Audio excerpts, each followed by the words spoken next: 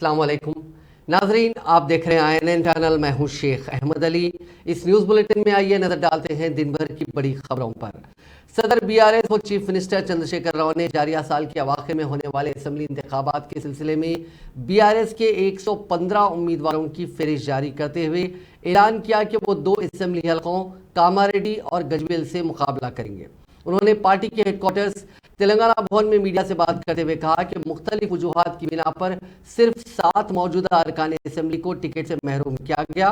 उन्होंने बोध, खानापुर, वायरा, कोरटला, उपल, आसिफाबाद और वेमुलावाड़ा हलकों के उम्मीदवारों की तब्दीली का भी ऐलान किया। उन्होंने कहा कि बकिया 4 हलकों नरसापुर, नामपल्ली, गोशा महल और जनगांव के उम्मीदवारों के नामों का जल्द ऐलान किया जाएगा।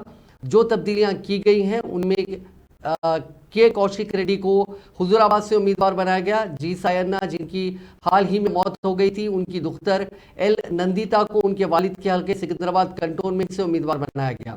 विमलावाड़ा में C लक्ष्मी नरसिम्हा राव और C रमेश की जगह मुकाबला करेंगे, जिनकी शहरियत का मसला हुनूज अदालत में ज़ेर इल्तिवा है। चीफ मिनिस्टर ने कहा कि जिन ख्वाहिशमंदों को टिकट नहीं मिला वो मायूस ना हो, क्योंकि BRS समंदर की तरह है। ऐसे कायदीन टिकट ना मिलने की वजह से अपने मुस्तकबिल को बर्बाद ना करें, बल्कि पार्टी में रहकर पार्टी के उम्मीदवार की जीत को यकीनी बनाएं, जिस पर उन्हें आने वाले दिनों में बेहतर मौके दिए जाएंगे। उन्होंने कहा कि सियासी जिंदगी में सिर्फ MLA के तौर पर काम करने का नाम नहीं होता, MLC, राज्यसभा MP जैसे बहुत से मौके हैं। उन्होंने कहा कि जिला परिषद के चेयरमैन बनने के कई मौके मिलेंगे। चीफ मिनिस्टर ने कहा कि उन्होंने माजी में भी ऐसा ही किया है और इंतखाबात में पार्टी की शानदार कामयाबी के जरिए तेलंगाना को बुलंदियों पर ले जाएंगे।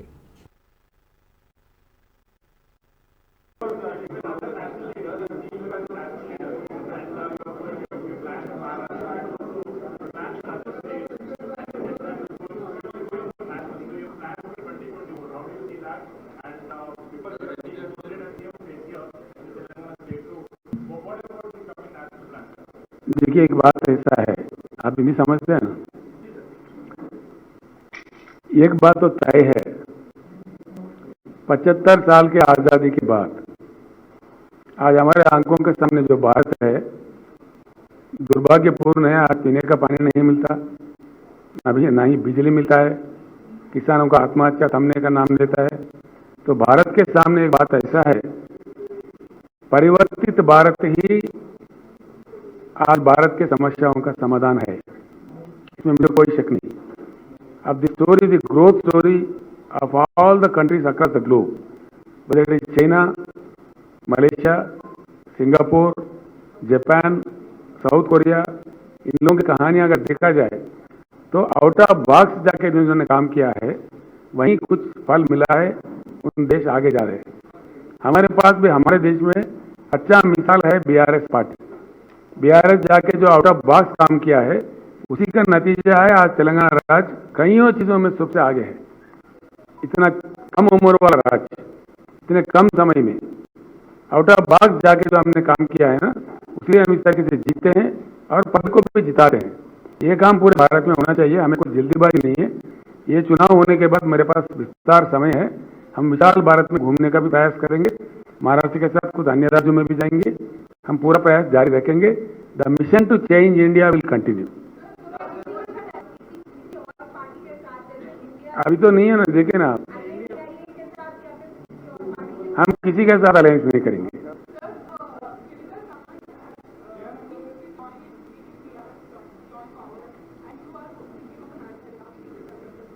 This is the choice, you know, I cannot stop him. He came to me, he joined BRS, I welcomed. If he wants to join other party, what can I do for that? Chief minister Telangana Chandrashekhar Rao ने कहा कि बाज़ अखबारात के सहाफ़ी रोज़ाना हुकूमत के खिलाफ खबरें लिख रहे हैं। हुकूमत के खिलाफ लिखने का मतलब रियासत और रियासत की तरक्की के खिलाफ लिखना है। उन्होंने कहा कि ऐसे अखबारात और सहाफ़ियों को अराज़ी नहीं दी जाएगी, अलबत्ता जो न्यूट्रल है ऐसे बकिया तमाम सहाफ़ियों को अराज़ी दी जाएगी। यह हुकूमत का फैसला है। KCR ने कहा कि सांप को दूध नहीं पिलाया जा सकता। उन्होंने सहाफ़ियों से सवाल किया कि उन्हें अराज़ी क्यों दी जाए। वाज़ेह है कि आज चीफ मिनिस्टर KCR ने TRS पार्टी से मुकाबला करने वाले उम्मीदवारों की फहरिस्त जारी की। इस मौके पर बाद सहाफ़ियों ने उनसे सहाफ़ियों को अराज़ी देने से मुताल्लिक सवाल किया, जिस पर चीफ मिनिस्टर ने यह जवाब दिया।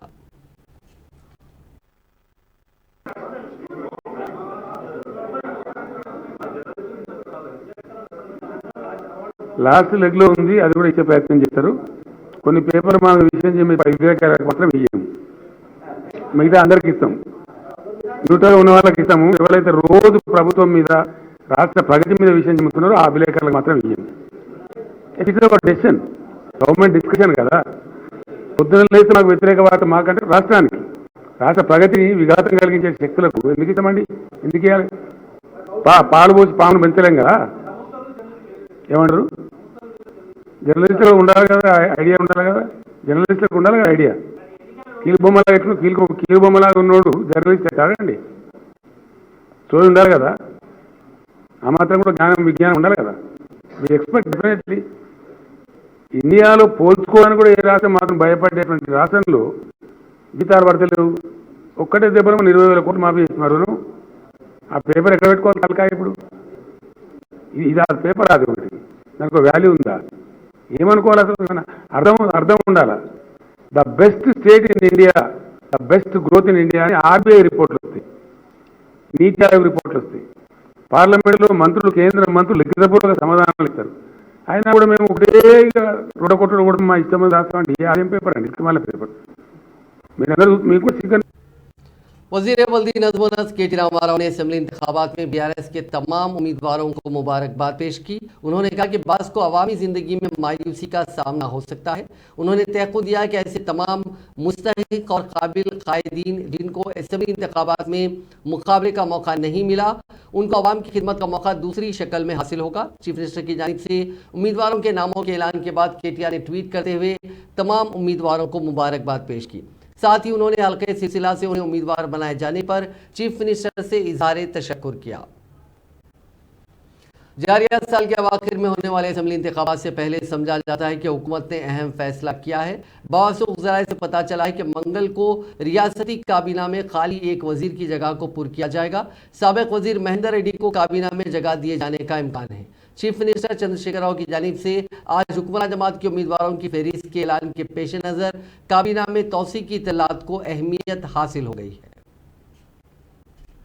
टीपीसीसी के सदर रेवंत रेड्डी ने कहा कि सीएम केसीआर ने कांग्रेस के चैलेंज को कबूल किए बगैर शिकस्त कबूल कर ली है। उन्होंने कहा कि वजीर आला की आवाज़ में खौफ और शिकस्त वाज़ेह है। उन्होंने तबसरा किया कि तमाम सीटों के लिए टिकट्स अलॉट ना करना और केसीआर की 2 सीटों पर मुकाबला करने से शिकस्त का खौफ वाज़ेह है। ये यकीनी है कि केसीआर गजवेल और कामारेड्डी में हारेंगे। उन्होंने कहा कि केसीआर ने उनके चैलेंज को कबूल किए बगैर मौजूदा एमएलए के ओहदों को तब्दील किया। पीर को गांधी भवन में मीडिया से बात करते हुए रेवंत रेड्डी ने कहा कि वो शुरू से ही कह रहे हैं कि चीफ मिनिस्टर केसीआर कामारेड्डी भाग रहे हैं। रेवंत रेड्डी ने कहा कि जब कोई केसीआर की फहरिस्त पर नजर डालता है तो ये यकीनी होता है कि कांग्रेस अगले इंतखाबात में कामयाबी हासिल करेगी।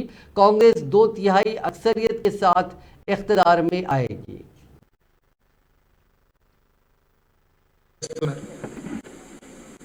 అదే విధంగా 2.5 గంటలకు విడుదల చేసిన లిస్టు చూసిన తర్వాత సంపూర్ణంగా నాకు విశ్వాసం కలిగింది, తెలంగాణ ప్రజలకు నమ్మకం కలిగింది. రాబోయే ఎన్నికలలో కాంగ్రెస్ పార్టీ అధికారంలోకి వచ్చి తీరుతుంది. 2/3 మెజారిటీతోని ఈ రాష్ట్రంలో సోనియమ్మ నాయకత్వంలో, మల్లికార్జున ఖర్గే గారి నేతృత్వంలో తెలంగాణ రాష్ట్రంలో ఇందిరమ్మ రాజ్యం రాబోతుంది. ఎందుకు అంటే మొదటి నుంచి నేను చంద్రశేఖరరావు గారికి సవాల్ విసిరిన, మీకు అందరికీ తెలుసు, సిట్టింగ్లందరికీ నువ్వు సీట్లు ఇవ్వాలి, నీ చేతనైతే నువ్వు గజ్వెల్లోనే మాత్రమే పోటీ చేయాలి. సిట్టింగు సీట్లలో మార్పులు చేసిండు. చంద్రశేఖరరావు గారు గజ్వెల్ కాకుండా కామారెడ్డి కూడా పారిపోయి పోటీ చేస్తా అంటూ ఇంతమందిని గెలిపించే నాయకుడు 2 శాసనసభ నియోజకవర్గాలలో పోటీ చేస్తున్నాడంటే ఏదో ఒక శాసనసభ నియోజకవర్గంలో ఓడిపోతాని సంపూర్ణంగా చంద్రశేఖరరావు నమ్ముతున్నాడు. ఒకవేళ ఎవరైనా నాయకుడు శాసనసభ పార్లమెంట్ ఎన్నికలు కలిసి వస్తే ఒక ఎమ్మెల్యేకు ఒక ఎంపీకి పోటీ చేసిండంటే ఎవరైనా అర్థం చేసుకోవచ్చు.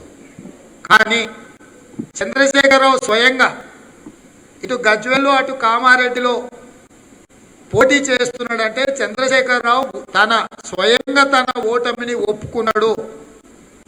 తెలంగాణ రాష్ట్ర ప్రజలు ఎంత చైతన్య कांग्रेस के सीनियर लीडर व साबिक वजीर मोहम्मद अली शबीर ने चीफ मिनिस्टर चंद्रशेखर राव के आइंदा असेंबली इंतखाबात में गजवेल के अलावा कामारेड्डी से भी मुकाबला करने पर शदीद रद्द-ए-अमल जाहिर किया। आज गांधी भवन में मीडिया से बात करते हुए उन्होंने कहा कि चंद्रशेखर राव गजवेल में अपनी इम्कानी शिकस्त के खौफ से कामारेड्डी से मुकाबला करने का फैसला किए हैं, लेकिन उनका दावा है कि वो 2 हलकों गजवेल और कामारेड्डी से हार जाएंगे। उन्होंने कहा कि कांग्रेस पार्टी ने उन्हें माइनॉरिटी डिक्लेरेशन की तैयारी करने वाली कमेटी का चेयरमैन मुकर्रर किया है। आज कमेटी का इजलास मुनक्किद हुआ जिसमें अक़लियतों के मसाइल पर तबादला ख्याल किया गया। कमेटी को बाज़ अफराद अपने मशवरे दिए हैं, इसका भी जायजा लिया जाएगा। कांग्रेस पार्टी ने 4% मुस्लिम तहफ़्फ़ुज़ात फराहम किए थे और चंद्रशेखर राव हुकूमत ने 12% तहफ़्फ़ुज़ात का ऐलान किया, लेकिन आज तक वो नहीं दिए गए। తెలంగాణలో 2 కాన్స్టిట్యూన్సీలు పోటీ చేస్తారు. ఒకటేమో గజ్వేల్ అనే పాతది, రెండోది కామారెడ్డి కాన్స్టిట్యూన్సీ. మరి కామారెడ్డి దీని గురించి వస్తున్నారు మనకు తెలియదు. ఆయనకి ఏమైనా గజ్వేల్ ఓడిపోతాడని భయం వచ్చిందో ఏమో, మరి కామారెడ్డికి పోతే మరి అని ఆయన చరిత్రలో చాలా పెద్ద పొరపాటు చేసుకుంటున్నారు. ఆయన చరిత్ర అంటే రాజకీయ చరిత్ర బహుశా కామారెడ్డి నుంచి ముగించగలనని అనుకుంటున్నాడేమో. ఎందుకంటే కామారెడ్డికి ఆయనకేం సంబంధం లేదు, కానీ ముఖ్యమంత్రిగా అన్ని సంబంధాలే. నేను ఆ గడ్డ మీద పుట్టిన వ్యక్తి, నేను 2 సార్లు నన్ను గెలిపించినారు. ఓడినా గెలిచినా ప్రజలతో ఉన్నాను, ప్రజలకు అక్కడ ఉండి అభివృద్ధి చేసినాను. అందుగురించి నాకు నా కామారెడ్డి ప్రజల మీద విశ్వాసం నమ్మకం ఉంది. ఈ सदर रियासती बीजेपी और मरकजी वजीर जी किशन रेड्डी की क़यादत में आज पार्टी के 7 मोर्चे जिनमें किसान मोर्चा, Yuva Morcha, minority cell, SC/ST मोर्चा और दीगर मोर्चे के पार्टी कायदीन के साथ इजलास मुनक्किद हुआ। इसमें इंचार्ज रियासत तेलंगाना बीजेपी तरुण चुग, साबिक मरकजी वजीर प्रकाश जावड़ेकर, बीजेपी के रुकन राज्यसभा डॉक्टर के लक्ष्मण और दीगर कायदीन ने शिरकत की। बीजेपी कायदीन किशन रेड्डी और डॉक्टर लक्ष्मण ने मुखातिब करते हुए कहा कि आने वाले असेंबली इंतखाबात में मरकजी हुकूमत की जानिब से किए जाने वाले इक़दाम और रियासती हुकूमत की नाकामियों को पेश करने के सिलसिले में बीजेपी की जानिब से तैयार की जाने वाली हिकमत अमली का जायजा लिया गया। आज का इजलास निहायत अहमियत का हामिल था। कौमी सदर ओबीसी मोर्चा और रुकन राज्यसभा डॉक्टर लक्ष्मण ने बताया कि किसान मोर्चा आने वाले असेंबली इंतखाबात में किसानों के साथ की जाने वाली नाइंसाफियों को पेश करेगा। निर्मल मास्टर प्लान को मंसूख करने का मुतालबा करते हुए बीजेपी के लीडर और साबिक MLA महेश्वर रेड्डी की जानिब से की जा रही भूख हड़ताल को पुलिस ने जबरदस्ती खत्म करवाते हुए उनको अस्पताल मुंतकिल कर दिया। कल शब पुलिस की भारी तादाद भूख हड़ताली कैंप पहुंची और उनको जबरदस्ती तौर पर अस्पताल मुंतकिल कर दिया। इस मौके पर बीजेपी लीडर के हामियों और जाफरानी जमात के कारकुनों की बड़ी तादाद ने मुजाहिमत की नाकाम कोशिश की। उन कारकुनों ने मास्टर प्लान के खिलाफ नारे लगाए। बीजेपी के रुकन असेंबली रघुनंदन राव को आज उस वक्त तहवील में ले लिया गया जब वो लकड़ी का पुल में वाक़े स्कूल एजुकेशन कमिश्नर के दफ्तर पर विद्या वॉलंटियर्स के धरने से यगानिगत और उसमें शिरकत के लिए जा रहे थे। कॉन्ट्रैक्ट की तजदीद और गुज़िश्ता 3 माह से ज़ेरे इल्तिफ़ात तनख्वाहों के मसले की यकसुई के लिए दबाव डालने स्कूल एजुकेशन कमिश्नर के दफ्तर के सामने ये विद्या वॉलंटियर्स पुरअमन एहतजाज कर रहे थे। उनकी तायद में रुकन असेंबली रघुनंदन राव एहतजाज में शामिल होने जा रहे थे। इस सूरत हाल के दरमियान पुलिस और विद्या वॉलंटियर्स में बहस और तकरार से कशीदगी फैल गई। रघुनंदन राव को पुलिस ने हिरासत में लेकर बादशाह नामपल्ली पुलिस स्टेशन मुंतकिल कर दिया।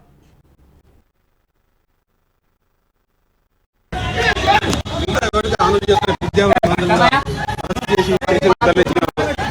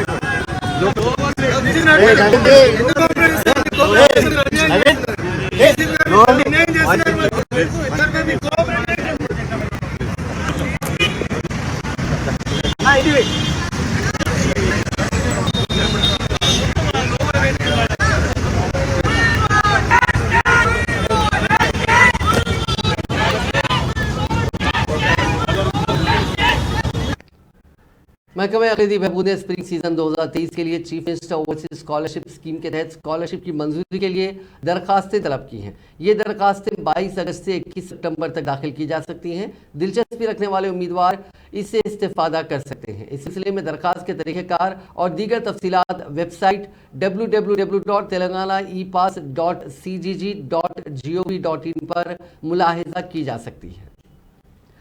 रियासत तेलंगाना के जिले निर्मल से ताल्लुक रखने वाले नौजवान और ऑस्ट्रेलिया की लड़की ने लव मैरिज कर ली। निर्मल मुस्तकर के शास्त्री नगर कॉलोनी का रहने वाला कार्तिक आला तालीम के लिए ऑस्ट्रेलिया गया था, जहां उसकी मुलाकात हाना नामी लड़की से हुई थी। उन दोनों में वही मुलाकात हुई और ये मुलाकात दोस्ती मोहब्बत में बदल गई।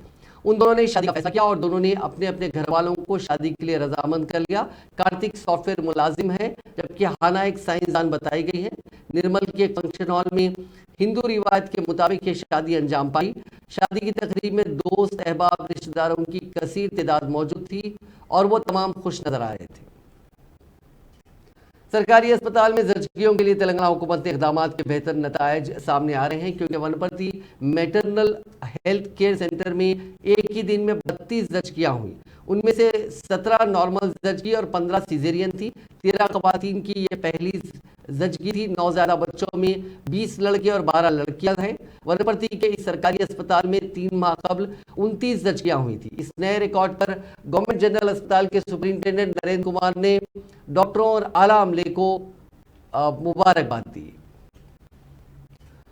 पुराना शहर हैदराबाद के इलाके बहादुरपुरा में एक तरफ झुकी हुई 4 मंजिला इमारत के निजाम की कार्रवाई शुरू की गई। इस इमारत के एक तरफ झुकने से मकामी अवाम में खौफ देखा गया और एहतियाती तौर पर मुत्तसिल इमारतों को मकामी अफराद का तखलिया वहां से करवाया गया था। भारी आलात के जरिए इस इमारत को मुनहदिम करने का काम किया गया। बल्दिया ने हिदायत दी कि इस इमारत को मुनहदिम करने के अखराजात इमारत के मालिक को अदा करने होंगे। इमारत को मुनहदिम करने का काम अंदरून 48 घंटे मुकम्मल होने की तवक्को है।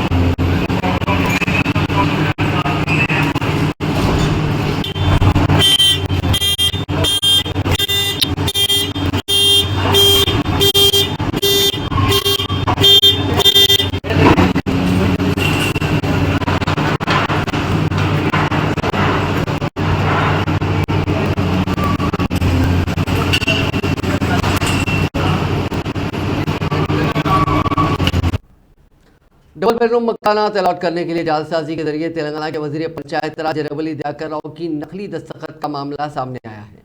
इस सिलसिले में बंजारा हिल्स पुलिस ने 2 अफराद के खिलाफ फौजदारी मामला दर्ज कर लिया। पुलिस के मुताबिक मुलजिमीन ने डबल बेडरूम मकानात अलॉट करने के लिए वजीर मौसूफ के लेटर हेड पर एक जाली सिफारिशी मकतूब तैयार किया और उसे संगारेड्डी के जिला कलेक्टर को दिया। पुलिस के मुताबिक संगारेड्डी जिला कलेक्टर को हाल ही में वजीर दयाकर राव के नाम डबल बेडरूम मकानात के अलॉटमेंट के लिए 22 सिफारिशी मकतूबात मौसूल हुए। ओहदेदार ने इस बात को वजीर के इल्म में लाया और कहा कि उन्हें माजी में इस तरह की सिफारिशी मकतूबात कभी नहीं मिले थे। सिफारिशी मकतूबात के बारे में जांच पर पता चला कि गौस पाशा और जी शेखर ने उनको तैयार किया था। वजीर के ओएसडी डॉक्टर राजेश्वर राव ने बंजारा हिल्स पुलिस में शिकायत दर्ज करवाई। पुलिस ने मुलजिमीन के खिलाफ मुख्तलिफ दफात के तहत मुकदमा दर्ज करके जांच शुरू कर दी। तेलंगाना के मेटपल्ली टाउन में इतवार की आधी रात को नामालूम अफराद ने एक नौजवान का इंतहाई बेदर्दी से कत्ल कर दिया। कत्ल की यह वारदात मेटपल्ली शहर के वेंकटरावपेट कॉलोनी में पेश आई, जिसकी वजह से मेटपल्ली में तशवीश की लहर दौड़ गई।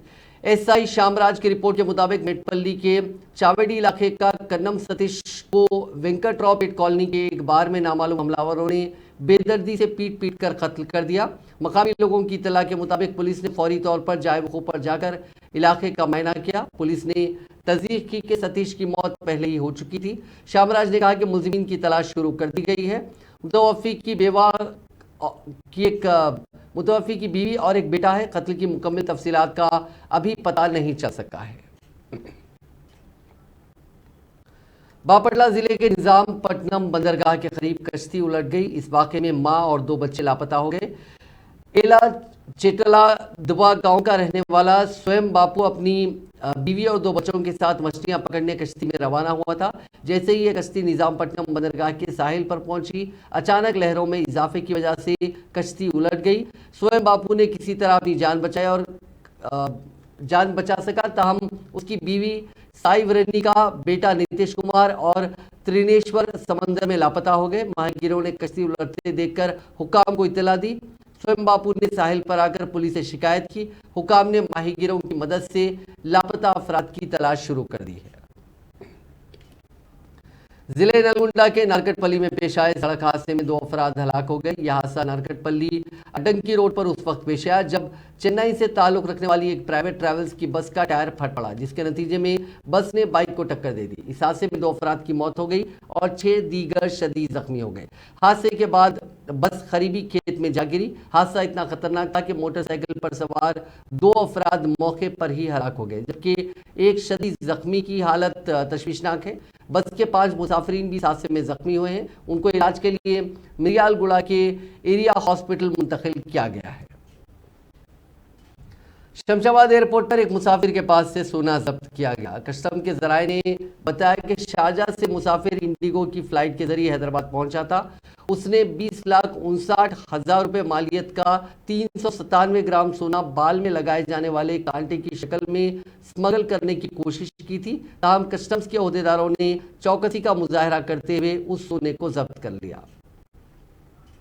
अलीपिरी तिरुमला के दरमियान एक मरतबा फिर तेंदुआ और रीछ नजर आए। उनकी नकलो हरकत महकमे जंगलात की जानिब से लगाए गए ट्रैप सीसी कैमरों में रिकॉर्ड की गई। जुमे और हफ्ते के दरमियानी शब एक रीछ और 2 तेंदुए देखे गए। इतवार की शाम को मंदिर के करीब एक रीछ को घूमते हुए देखा गया। महकमे जंगलात के अहदेदारों ने कहा कि वो वक्तन फ़ौक़तन जानवरों की नकलो हरकत का पता लगाते रहे हैं और इस बात को यकीनी बनाया जा रहा है कि वॉकवे पर दर्शन के लिए आने वालों को कोई परेशानी ना हो।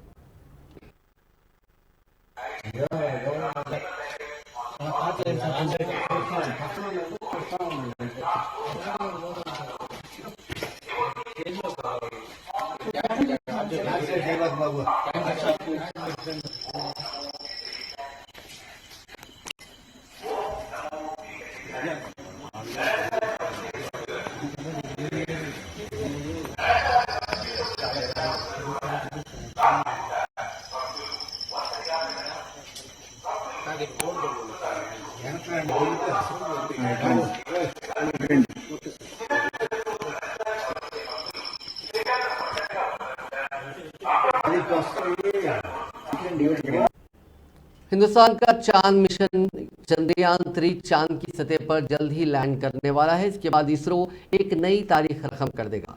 इसरो के मुताबिक महज 2 दिन बाद यानी 23 अगस्त को चंद्रयान 3 चांद पर लैंड करेगा। इस दरमियान इसरो ने चंद्रयान 3 के जरिए खींची गई चांद की कुछ नई तस्वीरें जारी की हैं। इसरो ने अपने ट्विटर हैंडल पर लिखा कि चांद का ये दूर दराज वाला इलाका है। इसे लैंडर हैजार्ड डिटेक्शन और अवॉइडेंस कैमरा यानी HLDAC से क्लिक किया गया है। ये कैमरा चंद्रयान 3 के लिए महफूज लैंडिंग वाले इलाके की तलाश करेगा जहां पर कोई पत्थर और गहरे गार नहीं होंगे। इसकी तलाश की जाएगी। इसे SAC इसरो के जरिए तैयार किया गया है। इन तस्वीरों को 19 अगस्त 2023 को क्लिक किया गया था। एशिया कप 2023 के लिए हिंदुस्तानी टीम का ऐलान हो गया है। रोहित शर्मा की क़यादत में 17 खिलाड़ियों की हिंदुस्तानी टीम का ऐलान हो चुका है।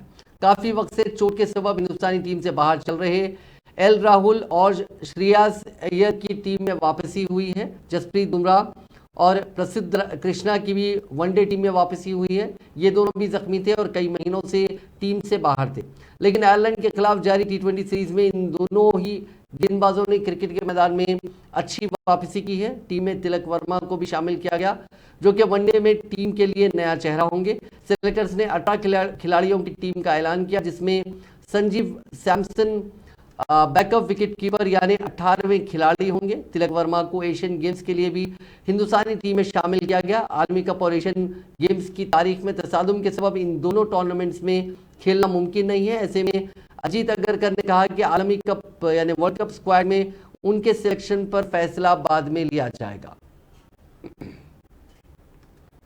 उत्तराखंड के टिहरी में पीर के रोज लैंडस्लाइड हुई। इस हादसे में एक कार मलबे में फंस गई। इसमें सवार 3 लोगों की मौत हो गई।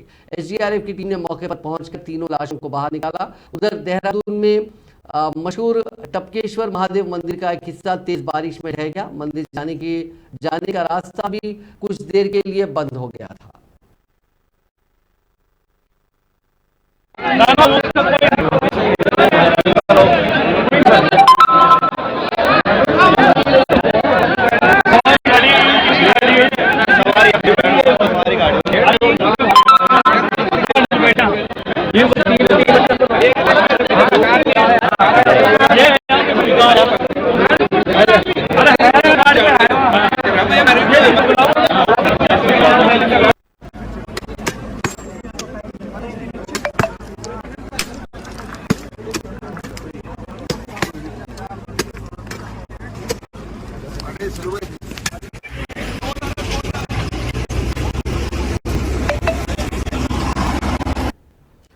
कांग्रेस कायद राहुल गांधी 25 अगस्त तक लद्दाख के दौरे पर हैं। पीर के रोज वो पेंगोंग सो लेक से बाइक राइड कर 264 किलोमीटर दूर खारदुंग लाह पहुंचे। वहां मकामी लोगों से मुलाकात की और उनके साथ तस्वीरें भी खिंचवाई। राहुल गांधी 2 दिन यानी 17 और 18 अगस्त के दौरे पर लद्दाख गए थे, लेकिन 18 अगस्त को उनका दौरा 25 अगस्त तक के लिए बढ़ा दिया गया। हफ्ता यानी 19 अगस्त को राहुल ने लद्दाख से पैंगोंग सो लेक तक बाइक राइडिंग की थी। वहीं कांग्रेस लीडर ने इतवार के रोज पैंगोंग सो लेक के किनारे अपने वालिद साबिक वज़ीर आज़म राजीव गांधी को श्रद्धांजलि दी थी।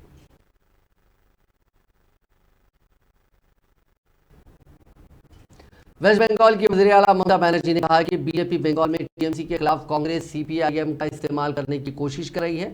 मुल्क में मुख्तलिफ तबकात के बीच नफरत फैलाने के लिए पैसा खर्च किया जा रहा है। उन्होंने कहा कि मैं मजहब की बुनियाद पर किसी भी तरह की दुश्मनी के खिलाफ हूँ। मुल्क में मुख्तलिफ कम्युनिटीज़ के बीच नफरत फैलाने के लिए पैसा खर्च किया जा रहा है, लेकिन हम मरकजी जांच एजेंसियों के सामने सिर नहीं झुकाएंगे।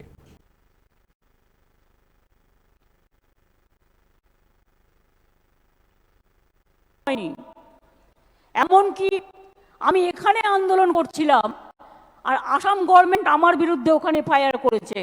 আমি কেন এনআরসি নিয়ে বাংলায় আন্দোলন করব? আমি বললাম বেশ করছি, দরকার হলে আবার করব। একবার করে দেখো, উত্তর পাবে।